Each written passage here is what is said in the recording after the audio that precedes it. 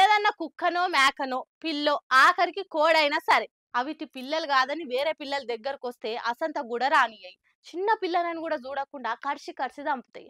కానీ అవును చూడురి, కుక్క పిల్లలకు తన కడుపులో పుట్టినట్టే పిల్లల లెక్కనే పాలిచ్చి సాదుతుంది. ఓషిని ఇదెక్కడి చిత్రం రో దేవుడా, ఆవు కుక్క పిల్లలకు పాలిస్తుంది.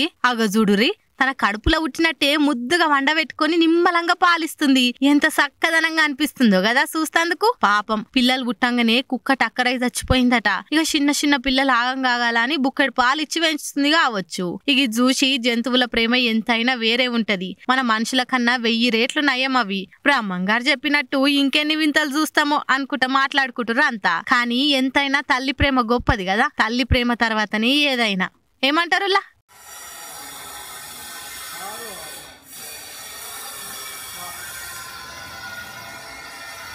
उल्टू पड़ी जबरू कर रहे हैं जो हाथ से नहीं दबाई दबाई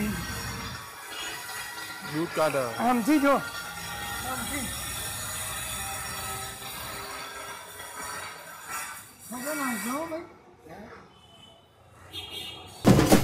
పచ్చని చిలకలు తోడుంటే పాడే కోయిల వెంటుంటే భూలోకమే ఆనందానికి ఇల్లు, ఈ లోకంలో కన్నీరింకా చెల్లు.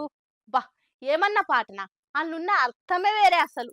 కుటుంబం అంతా కలిసిమెలిసి షేదోడు వాదోడుగా కష్టంలోనైనా సుఖంలోనైనా మంచి ఇల్లు కుటుంబం ఉంటే భూలోకమే ఒక పెద్ద స్వర్గం.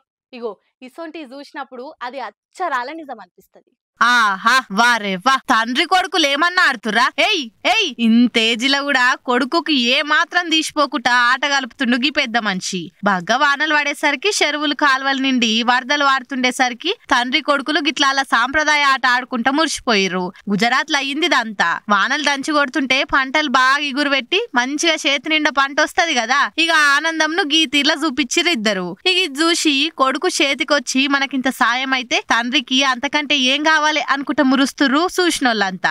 ఇంకొందరేమో భారతీయుడు సినిమాల పచ్చని చిలుకలు తోడుంటే పాటల ముసలి కమలాసను యంగ్ కమలాసన్ ఇద్దరు కలిసి చేసిన డాన్స్ ను రీక్రియేట్ చేసినట్టే ఉందిగా అనుకుంటా ఇంకొందరు కామెంట్లు చేస్తుర్రు.